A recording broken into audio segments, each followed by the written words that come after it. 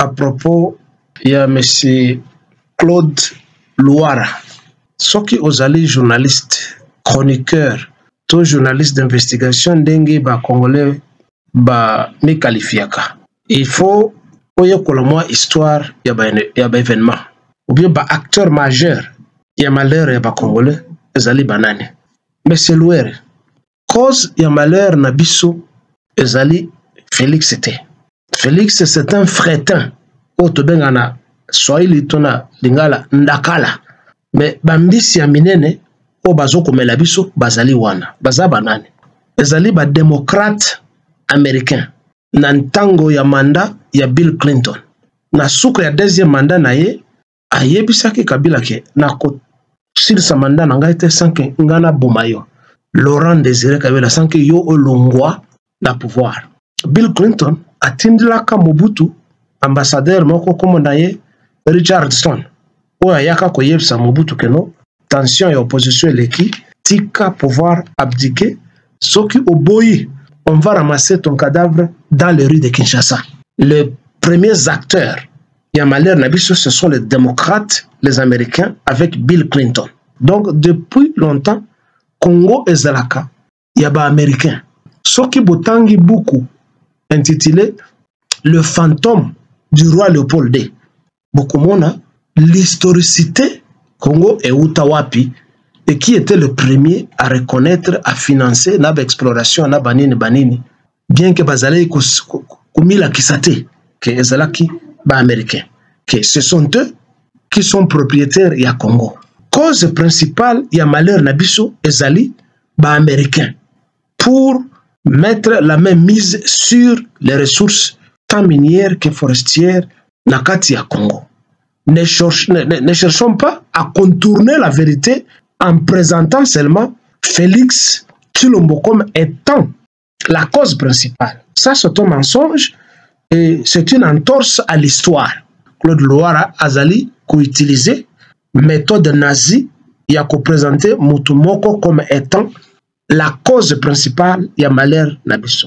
La pesibino cause principale, les alliés d'abord américains, suivis des multinationales canadiennes, australiennes, en fait, tout l'Occident. Après ça, nde boye na bato oyo bandimaki basa la sale bouloana Museveni na Kagame. Les agresseurs ba recruter ba complices. Il n'y a aucune agression extérieure oyo ki koresi na kati ya mboka soki certains banamboka bazali ba complicité. Il y a des recrutés qui sont dedans, qui profitent de l'agression pour trahir leur propre pays. Parce qu'on leur promet des dividendes et des protections, et ceci et cela. Alors, les Rwandais se sont mis à recruter des Congolais.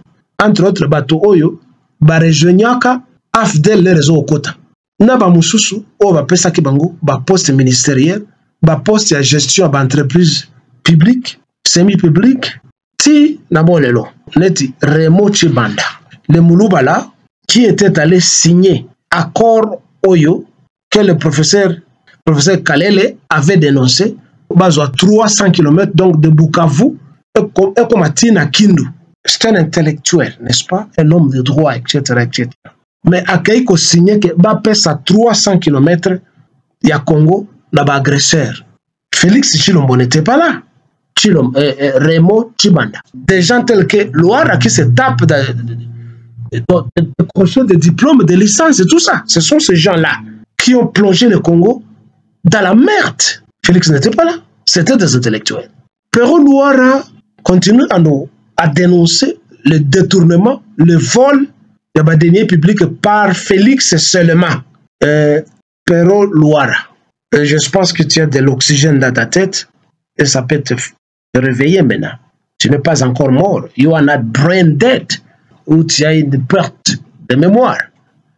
Et tu ne souffres pas encore du syndrome d'Alzheimer. Et là où tu te mets à trembler comme ça, comme Joe Biden. Je pense que tu es encore jeune et que tu as des faits historiques et des éléments historiques dans ta tête pour faire la part des choses. Que acteur majeur ya malheur na biso ezali ba oyo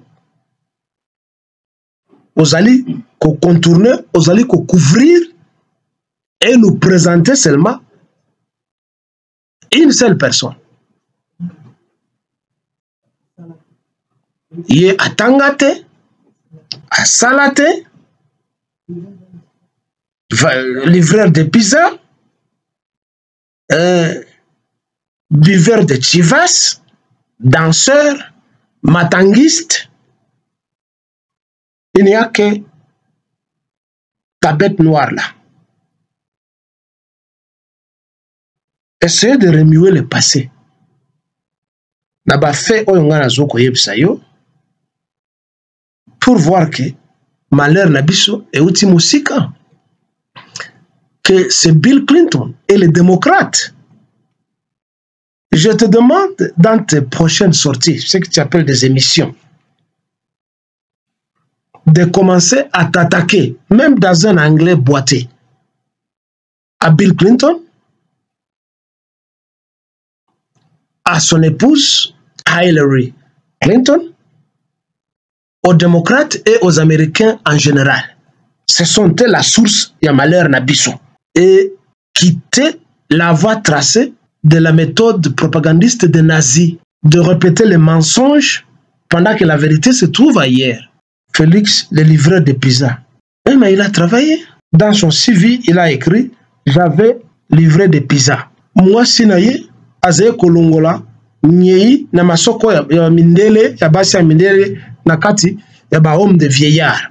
Elle rendait service aux handicapés et aux invalides.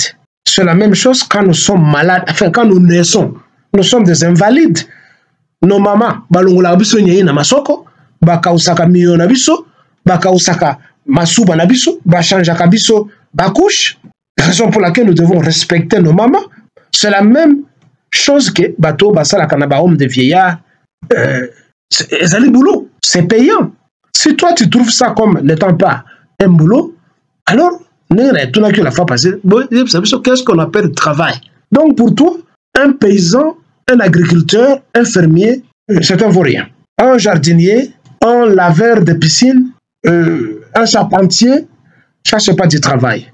Pour toi, un travailleur, c'est celui qui a le micro, qui porte des vestes, dans la cravate, dans français malamou, il est dans un bureau climatisé, c'est ça, être instruit, être éduqué. Ceci prouve que toi-même, tu n'as pas étudié. Tu es un opportuniste, un perroquet qu'on utilise pour répéter des choses que tu ne comprends pas. Tu te crois être un phénomène dans la presse congolaise, dans les médias, tu es un phénomène. C'est ce que tu crois. Mais tu fais semblant de ne pas attaquer ces gens-là. Yo mususu soki Bishop Élysée. Yo zampakanet ngai. Ezali soni pona yo. Lelo okumisa Moïse Katumbi. Lobi ofingaye. Lelo okumisa Félix Tshilombo. Lobi ofingaye. Tu es trop versatile. Tu es inconstant. C'est ce que j'appelle la mendicité, la flatterie. Ezali l'habitude de moko ya mabe. Être menteur, être flatteur. À ton âge, tu fais des histoires comme ça et tu deviens vedette de YouTube. Si tu dois avoir honte, surtout à ton âge, omitumba elongi comme ça, tu cherches quoi? Pour omitumbi elongi, ne omitumbi elongi. Qu'est-ce que tu cherches? Basi balingayo ou quoi? Mon frère, kitoko ya mobali, hein?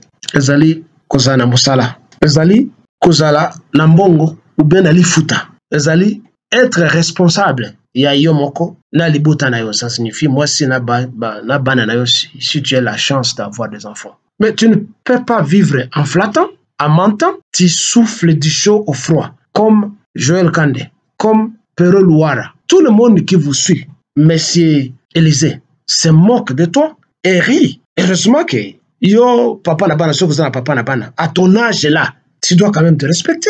Au soit pension dans la mendicité, la flatterie et le mensonge, c'est là où mais tu dois préparer quand même ta retraite. Sois constant, Monsieur Élysée. À partir de Malobanayo, on trouve que tu n'es pas sérieux. Il ne faut pas te prostituer comme ça, comme une femme. Tu es gauche, tu es droite. Tu girouettes partout comme ça, c'est quoi?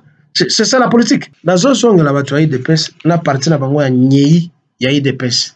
Je sais pas, l'historien, il s'est fait appeler l'historien de l'île des pèses. Dans la caillou, on le bakabilo comme mingi ya solo. Na sengi na yo, tika koloba français. soki o maîtriser yango te parce que français oyo ozokoloba eza nde nyei makanisi oyo olingi koloba loba yango na lingala tokoyoka très bien. Tu n'es pas capable oyebi français te loba kaka na lingala ezali kitoko na IDPS na bino votre parti pourri, parti de baluba, de tribalistes.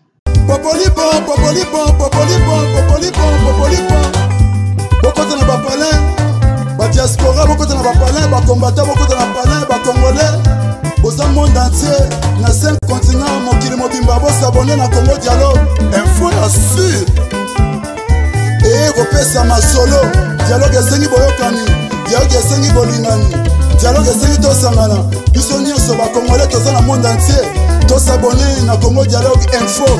Et si la ligne bakomona mwana mwasi oyo aye na idéologie Francine Ngembe. Bana mboka ya Congo, bon après-midi. Lelo ezali mokolo ya poso le 20 juillet 2024. Nazali kokoba si kokoba mpona mituna bato bazo kotindela ngai mpona maloba oyo nga na bimisaka pe naza ko bimisa ezali je crois deuxième ou troisième suite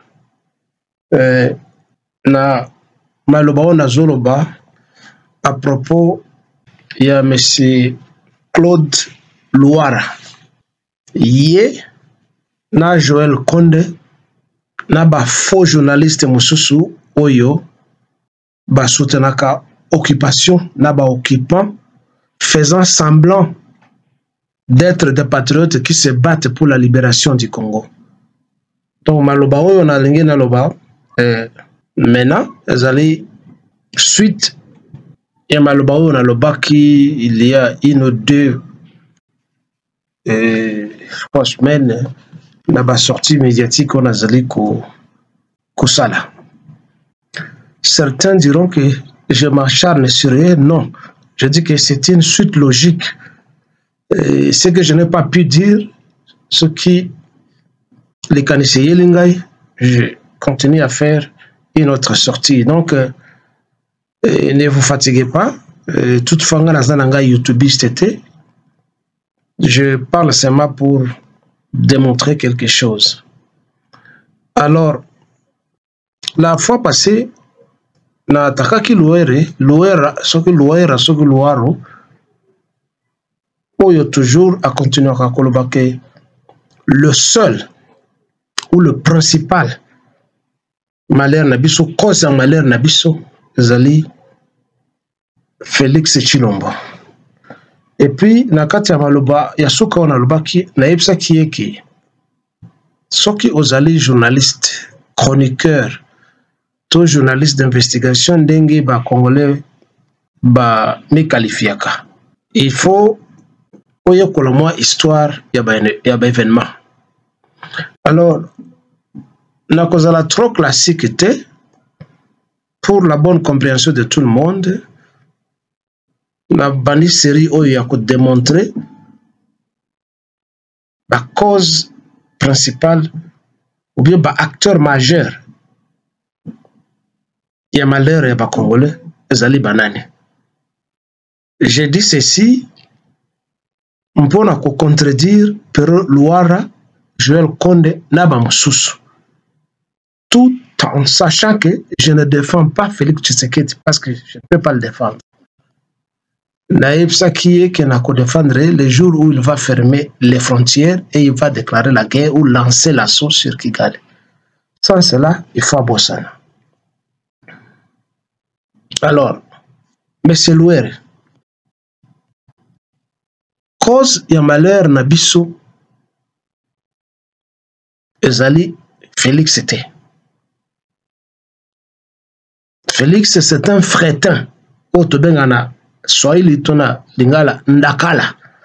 Mais bambisi ya minene, o bazo komela biso, bazali wana, bazaba nani. Ezali ba démocrate américain na ntango ya mandat ya Bill Clinton na suko ya deuxième mandat na ye ayebisaki Kabila ke na ko silisa mandat na ngai te sanke ngana bomayo Laurent Désiré Kabila sans que yo olongwa na pouvoir. Mais avant ça, boyebi ke Bill Clinton atindilaka Mobutu ambassadeur moko komondaye Richardson oyo ayaka koyebisa Mobutu keno tension et opposition eleki tika pouvoir abdiquer soki oboyi on va ramasser ton cadavre dans les rues de Kinshasa. Donc les premiers acteurs Yamalère Nabiso, ce sont les démocrates, les Américains, avec Bill Clinton. Les Américains peuvent faire qui boye pour contrer l'intérêt des Français, en Afrique surtout, en Afrique centrale, en Afrique des Grands Lacs. Et si les satellites na bango depuis Kalako Banda, l'époque coloniale, et la Kisa Kabango, ma ben Nabiso zan en Kitamingi, Oyo, qui fait de l'économie américaine, l'économie monnaie monte. Mais, les Français, et s'est tapé la poitrine que Bazali, la grande puissance d'Afrique, pendant que la France, Zakanet, garçon porte-mallette et Amérique.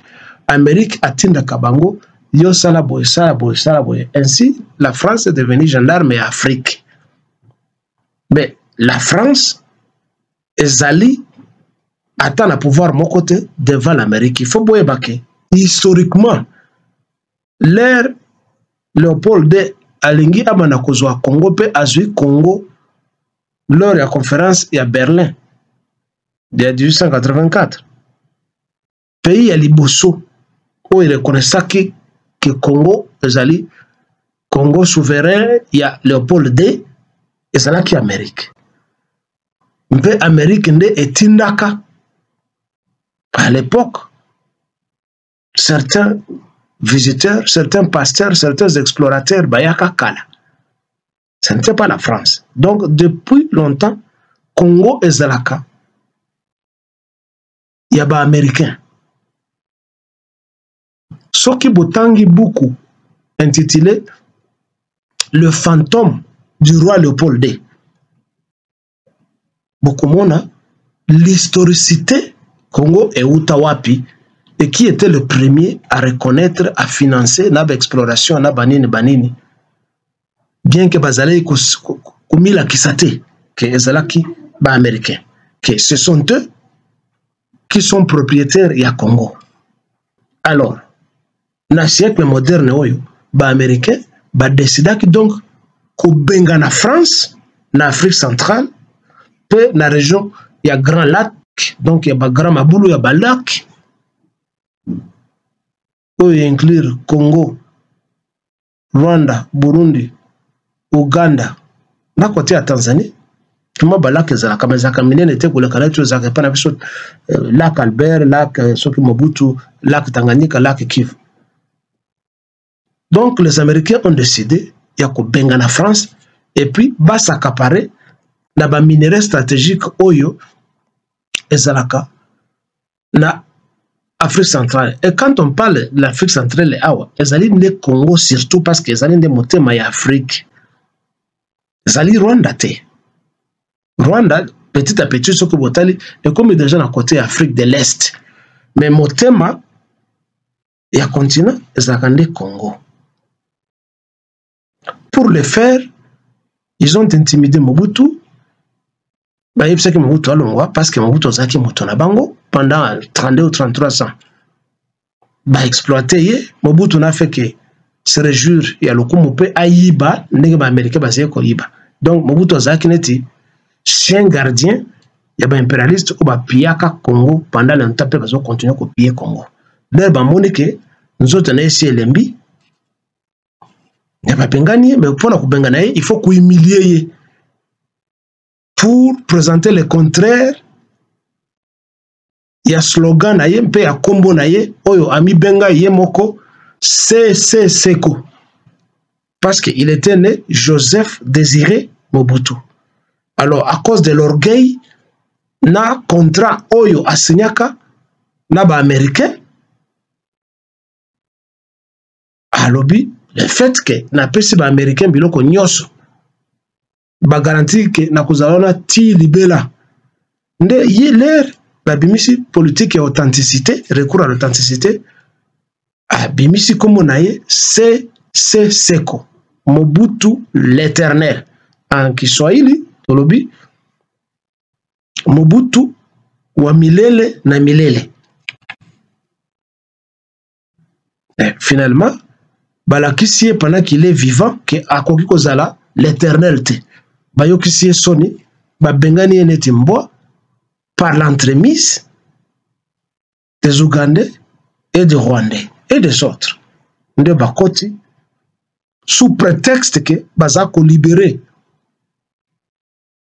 afin que le Rwandais Tutsi bazali kobanda rébellion pour ko changer pouvoir na Kigali par cette entremise bazu prétexte bakoti pe na Congo. Le reste nous vous l'avons dit et beaucoup d'analystes basi ba ebisi bino pe nombreux écrivains basi ba balobi biloko mingi tel que le Charles Onana, tel que Patrick Mbeko, tel que je crois Georges Payan, tel que Judy River Naba Moussus ba expliquer très bien ndengeni ni bakota ke kozwa prétexte pour prolonger la guerre au Congo alors que le Congo n'avait et n'a rien à voir avec les soi-disant génocides qui n'est pas le génocide de Tutsi, parce que nombreuses communautés sont mortes na Rwanda. Lors il y a entré, il y a Rwanda Patriotic Front. Il n'y avait pas seulement que les Tutsi et n'a sorti tout ça qui on a expliqué ça pour exposer Kagame que c'est un hyper menteur et que petit à petit voit le comique tomber pour prouver que ça n'a été qu'une supercherie, ça n'était pas un génocide Tutsi, c'était un génocide de Rwandais provoqué par Kagame lui-même. Le reste d'un génocide et Banaki Boyebi avec l'abattage de l'avion présidentiel d'Abiyarimana dans lequel le président burundais, je crois Cyprien Taramira, a Koufaki, n'a officier Moutoussou Koufaki, et que c'est Kagame qui avait donné l'ordre à cause il y a soutien à Zalaki Nayango à partir il y a américain. Donc cause principale il y a malheur Nabiso et Zali américain pour mettre la même mise sur les ressources tant minières que forestières Nakati à Congo. Ne cherchons pas à contourner la vérité en présentant seulement Félix Tshilombo comme étant la cause principale. Ça, c'est un mensonge et c'est une entorse à l'histoire. Ndenge Nalobaki, et la fois passée que Hitler azalaki na batunaye à propagande, Joseph Goebbels azalaki na criminel naye docteur Mengele, mais Joseph Goebbels azalaki en charge de la mobilisation, propagande, etc. Neti, ça comme inongo na Congo à l'époque de Mobutu, yé alobaka au fur et à mesure que okoki ko continuer ko répéter le kuta on a eko tourner eko bana kozala vérité pe batu ba kondema yango. Yango pende to mona kana kati ya ba église, na kati ya ba mosquée, na kati ya synagogue, mais surtout na kati ya ba mosquée, na ba église. Lokuta oyo baila kabiso na kati ya Biblia mpe na kati ya Coran, on nous le répète tous les jours. Et avec le temps, bato bakoma kondema lokuta wana ke Yesu azala, Yesu akufa, babomaye, batia na ikuluse, Yesu après mikolo misato asekwa mpe akenda na lola comme un hélicoptère, comme un fusée. Yesu atambula likolo ya mai adinate. Yesu asekwisa bato mpe asalaki bekama mingi. Tout ça, ce sont des mensonges parce que Yesu Yemoko n'a jamais existé. prophète Mohamed Yemoko n'a jamais existé. Mais parce qu'ils ont continué et continuent à répéter le même mensonge, ça a fini par devenir une vérité. Ezali technique ndenge na lobaki o Loere soki Loara soki na Claude Loara azali ko utiliser méthode nazie ya ko présenter mutu moko comme étant la cause principale ya malheur na biso. Na pesi bino cause principale ezali d'abord ma américain suivi des multinationales canadiennes, australiennes, en fait tout l'Occident. On a cause ya liboso.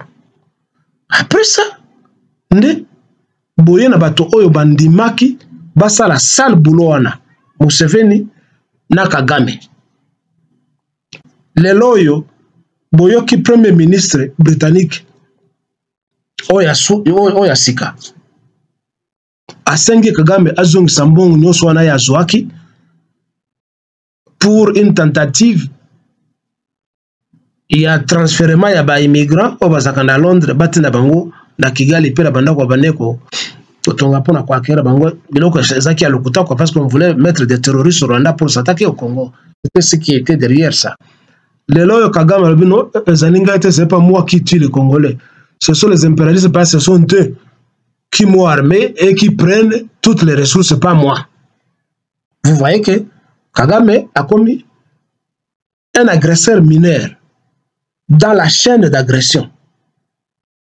Kagame a tindi Barwandais na Congo,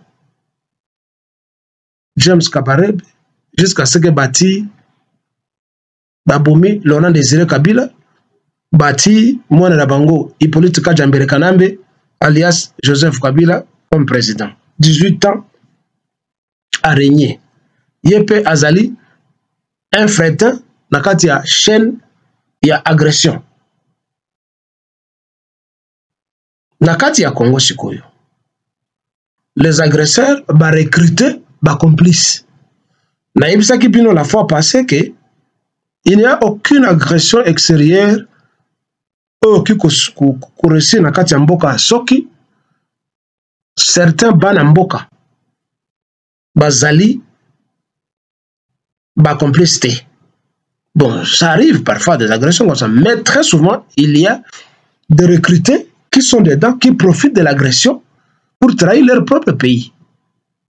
Parce qu'on leur promet des dividendes et des protections, et ceci et cela. Alors, les Rwandais se sont mis à recruter des Congolais. Entre autres, Bato Oyo, Barejouniaka, Afdel les réseaux au quota. Naba Moussousou, ou ba Pesaki Bango, ba poste ministériel, ba poste de gestion d'entreprise publique, semi-public, ti nabo lelo. Il y a des agresseurs locaux. Mingi kati na bango pe il y a des soi-disant intellectuels. Bon, bozo komo ya moto neti Remo Chibanda. Le Mulubala qui était allé signer accord Oyo que le professeur Kalele, pas Kilele, moi c'est Kilele, le professeur Kalele avait dénoncé dans l'accord à l'Emra, hier, l'air à quelque signé que ba to Oyo, bazo à 300 km donc de Bukavu, et comme à Tina Kindu. Lui, qui je pense est juriste et qui était chargé dans ma question, il y a affaires étrangères régionales. C'est un intellectuel, n'est-ce pas? Un homme de droit, etc. etc. Mais à Keiko signé que Bappé à 300 km, il y a Congo, là-bas agresseur. Félix Chilombo n'était pas là. Voilà un autre élément de l'agression et de notre malheur. Remo Chibanda.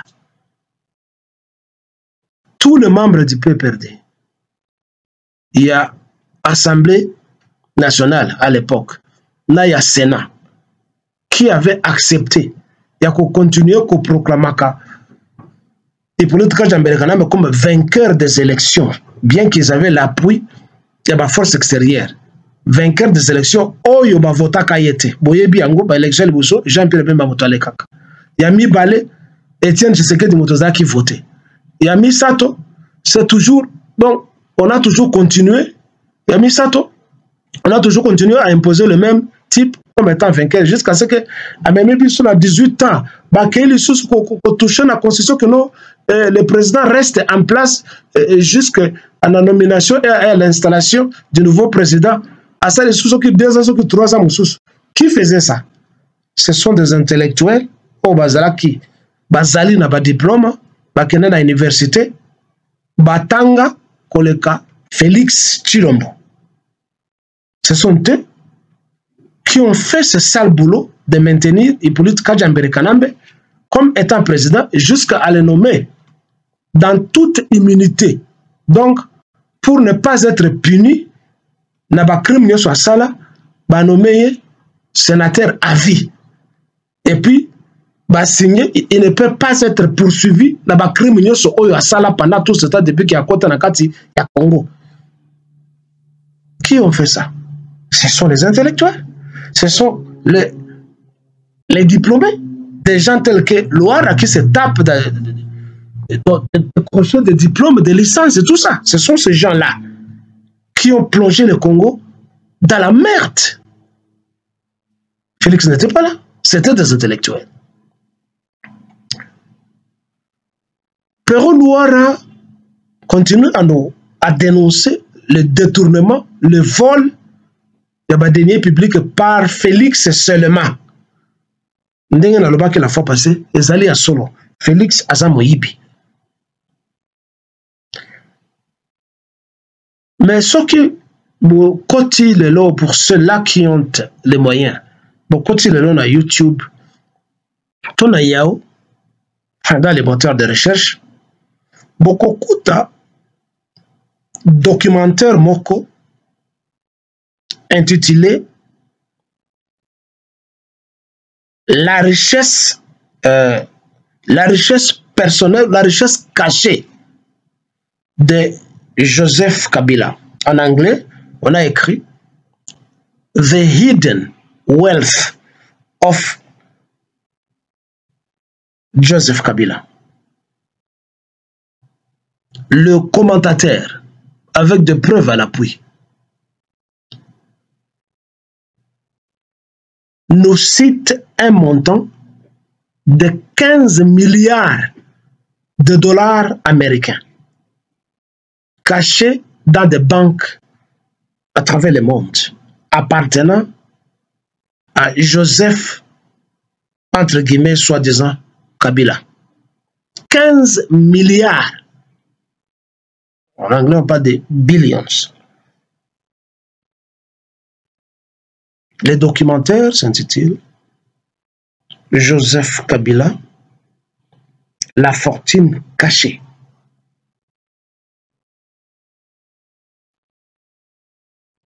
Je pense que Mbongo Oyo, Hippolyte Kajambere, Félix Ayibi, et comme il en a 15 billions, je le répète, je ne l'encourage pas. Même à toi, Yibi, $1, il y a l'État, les amis Yibi. Même 1 cent, il y a l'État, les amis Yibi.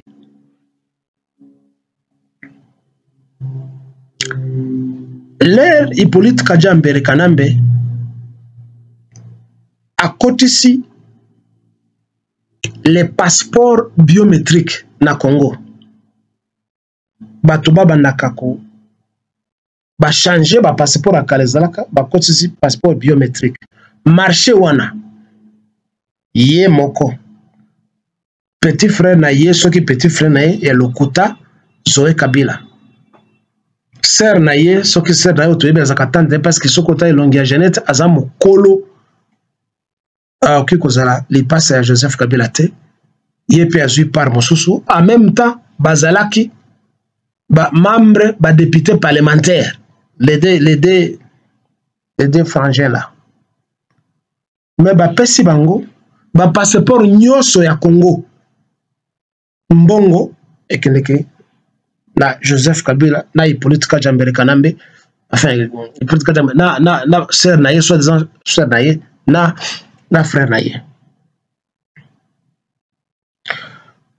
plaque minéralogique, ça signifie ba plaque d'immatriculation, il y a ba véhicule nyoso, voiture nyoso, camion nyoso, ya Congo. Marché wana ekeneki epa nani? Ekeneki epai ya Zoé Kabila. Soit disant ndeko ya Hippolyte Kajambere Kanambe.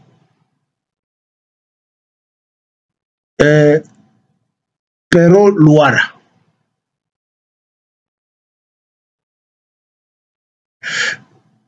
Je pense que tu as de l'oxygène dans ta tête et ça peut te réveiller maintenant. Tu n'es pas encore mort. You are not brain dead. Hein? Je pense que tu n'es pas encore au stage de Joe Biden où tu as une perte de mémoire. Et tu ne souffres pas encore du syndrome d'Alzheimer, là où tu te mets à trembler comme ça, comme Joe Biden. Je pense que tu es encore jeune et que tu as des faits historiques et des éléments historiques dans ta tête pour faire la part des choses. Que bah, acteur majeur, il y a malheur Rabiso, ezali ba oyo, ozali ko contourner, ozali ko couvrir et nous présenter seulement une seule personne.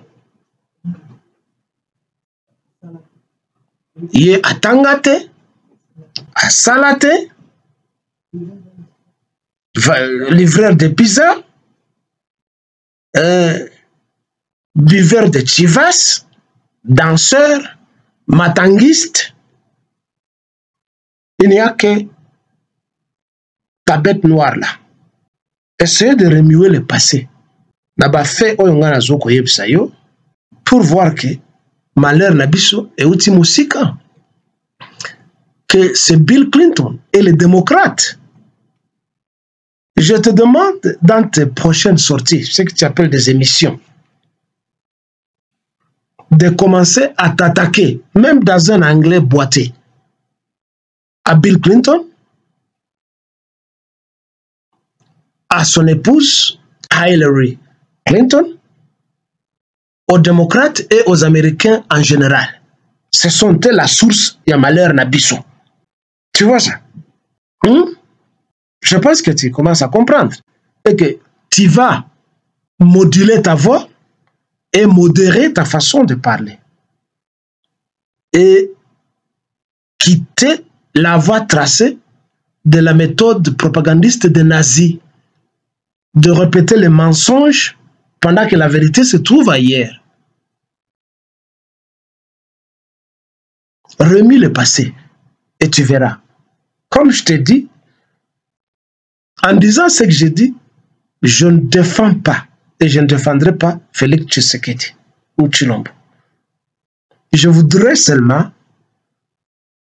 que tu renonces aux mensonges, que tu renonces aux accusations fortuites, que tu singularises l'accusation, alors que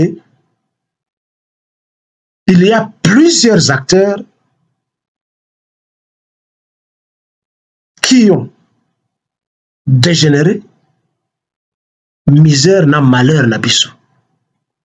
Si au Congo il y avait de véritables juristes, parce qu'il n'y en a pas, il n'y a que des réciteurs de code pénal, de code civil.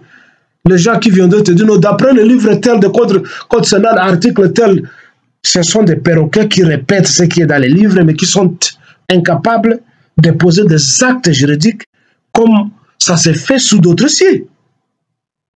Comme à l'époque, quand on a battu l'avion du président Habyarimana, il y avait l'avocat, le juge français Brigaud. Il a lancé, je pense, 7 mandats d'arrêt. Oh, malheureusement, Zalaki arrêté avec l'ascension au pouvoir de Nicolas Sarkozy à Fandela Yango, où l'on allait arrêter Kagame et les autres complices. Suite, il y a mort, il y a équipage français osé piloter le président Habyarimana. Naba Moussous, Fandela Yango, pour te dire que la corruption est partout au-dessus, sous d'autres cieux, de ceux-là qui nous apprennent la démocratie, la justice et ceci et cela. bafandeli dossier ya mort à président Biarimana na ba équipage français na ba président Burundais na ba musu bazaki na kati bafan et puis tout le monde qui a été tué au Rwanda. Les Français bafandeli yango, les Américains même on ne nous dit jamais ce qui était où se trouve la boîte noire et ce qui était dans la boîte noire. Tout ça est une attitude de na bato oyo bazoko apprendre ce qu'on appelle la démocratie. Parce que je dois te dire que la démocratie c'est une chanson, un hymne aux naïfs. Ceux qui se disent démocrates ne sont pas démocrates. Ils n'appliquent pas la justice. Pour te dire que dans le monde, quelque part, il faut se faire justice soi-même. Démocratie na justice na honnêteté ezali wapi. Tango ba Yuda bazali ko bombarder ba Arabe, ba Palestiniens. Na yo na ba Congolais oyo ba keneke ba église. Boyebi te ke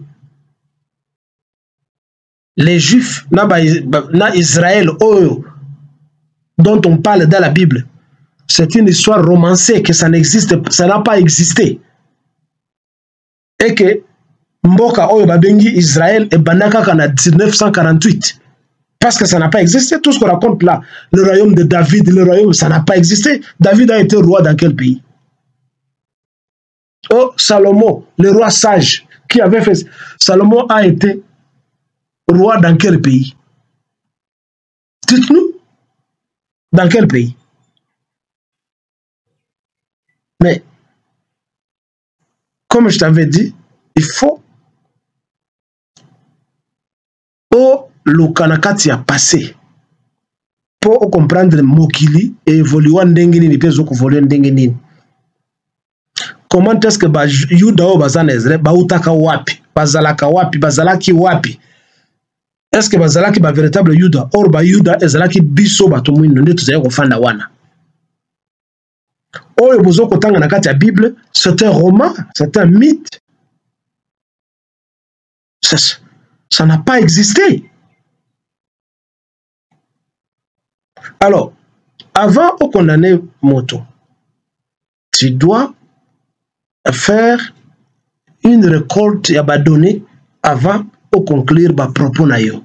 Pas c'est tellement incendiaire tes propos. Tu yebi que tu sais que d'aïba.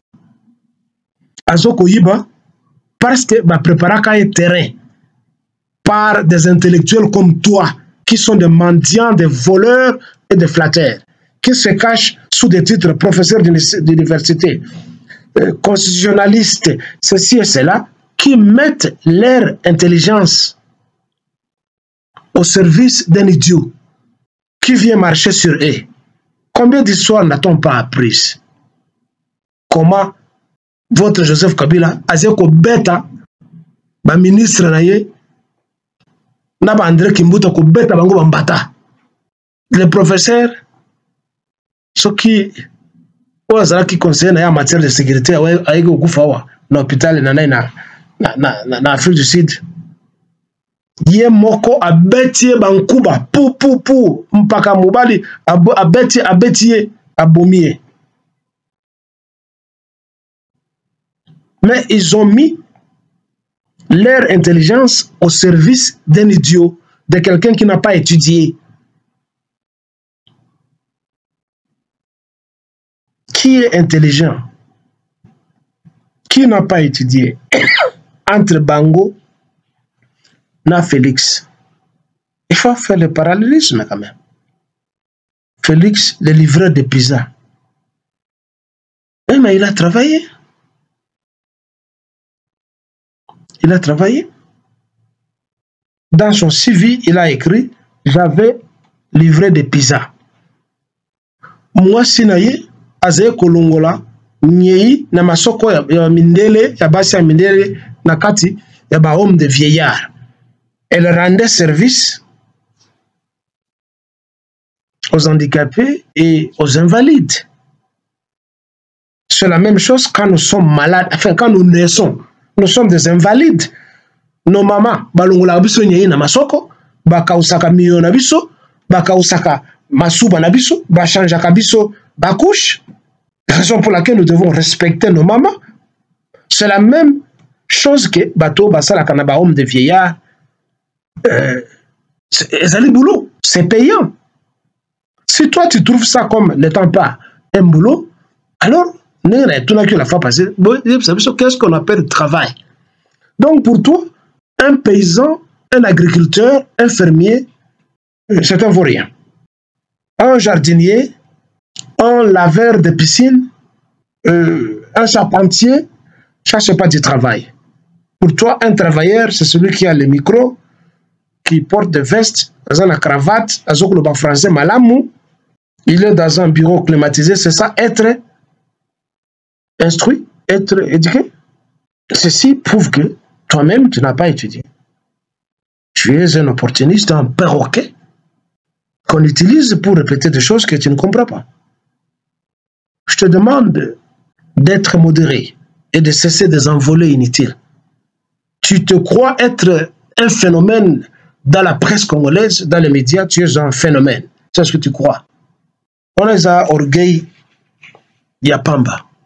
On a les premières listes, il y a cause majeure, il y a un passe nabiso. Na koye na ba liste, mususu oyo yebi. Mais tu fais semblant de ne pas attaquer ces gens-là. Tu dois lire un livre intitulé The Clinton Cow ou Cash Cow. C'est un gros livre comme ça. J'ai déjà parlé de ça. Ça se trouve quelque part ici. Là, quand il y a placard Nangai. Comment Bill Clinton et sa femme ont pillé ce pays qu'on appelle Haïti.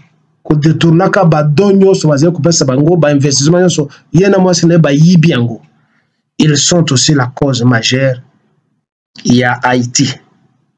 Et il ne faut pas seulement te limiter à une seule thématique de dénonciation de Félix.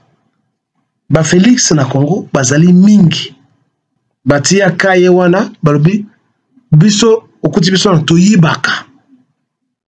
Yo pe tutiona, yiba kasi, kotia biso misukusukute. Kotungisa biso te. Et il se vit qu'il est entouré et qu'il n'a pas un Congolais. Lui aussi vole. Mais ne me demande pas si moi je suis à sa place, la Kosala Yangote. Botika Kokumisa, Joseph Kabila, na Moïse Katumbi, na Bamususu, yo na Joël Konde.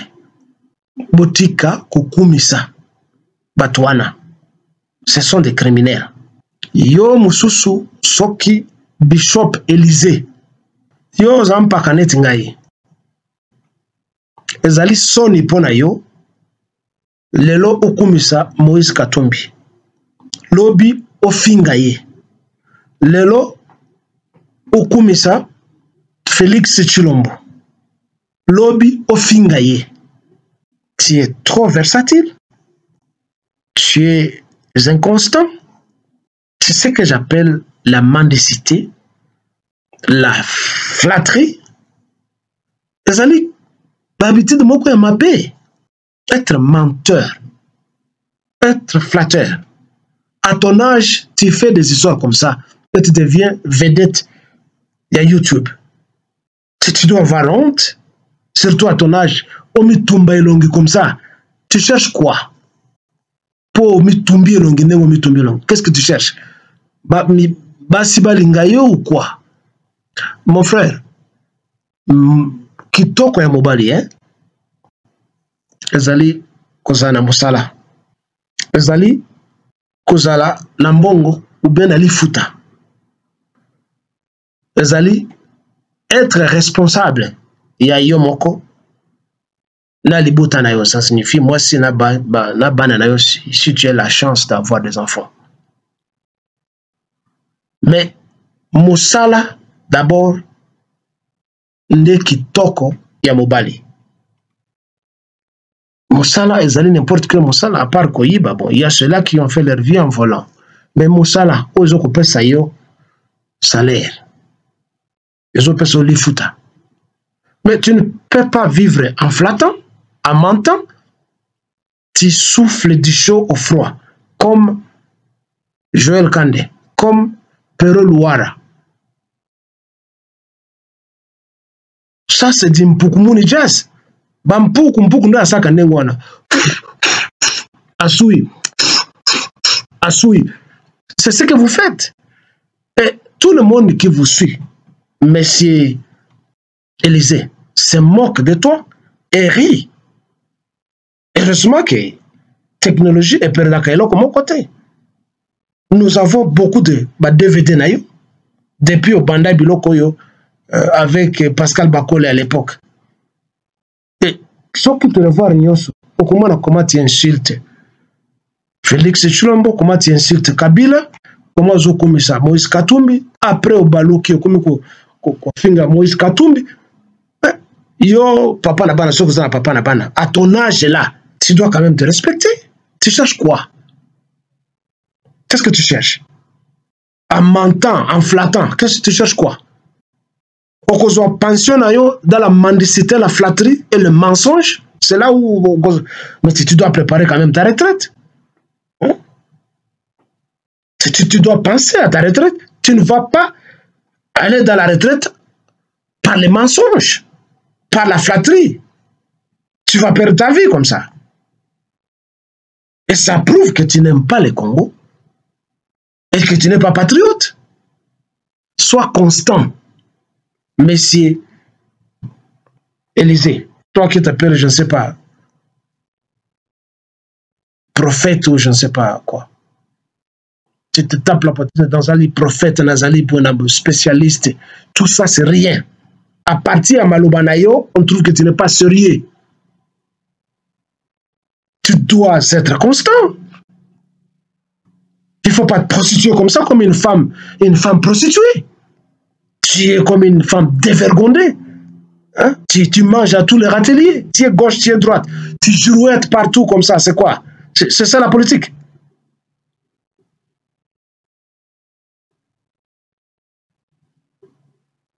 Pour terminer, dans un son de la bataille de pêche, on a parti à Bango à Nyei, il y a eu des pêches.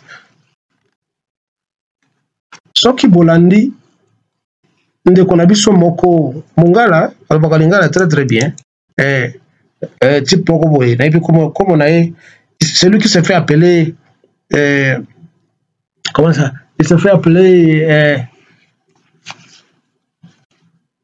je sais pas, l'historien, il se fait appeler l'historien de l'île de pêche. Ndeko, il y a historien, il y a île de pêche, d'habitude, télévision, ça s'appelle, je ne sais pas comment. Ce qui GT télévision globale, quelque chose comme ça. Dans la caillou, on a un biloko mingi à solo. Biloko monsieur Zagango Tinate. Mais pardon, na sengi na yo, hein. Tika koloba français. Français ezali monoko na biso te. Soki o maîtriser yango te. Tika koloba français. Parce que français oyo zo koloba zande nyei. Tu ne connais ni le verbe, ni conjuguer le verbe, tu ne connais ni le genre féminin, masculin. Makanisi o lingi koloba loba yango daligala tokoyoka très bien. Tu es incapable de lire même un passage comme ça dans un tanga journal, tu n'es pas capable. Alors kobuma monoko ya batute oyebi français te tika yango loba kaka na lingala ezali kitoko parce que tu as l'accent de mongala ndé monoko biso to lobaka parle seulement le lingala za kitoko et puis continue na koloba biloko zo koloba bien que biloko zo za biloko pamba ya kokomisa Félix na IDPS na bino votre parti pourri, parti de Balouba, de tribalistes. Et parce que la nation congolaise doit vivre, ceci c'est pour le Congo de Lumumba, de Kasavubu, de Pierre Moulele, de Kimpavita, de Simon Kimbangu, de tous les Congolais martyrs et de tous les Congolais qui se battent pour que la nation congolaise soit.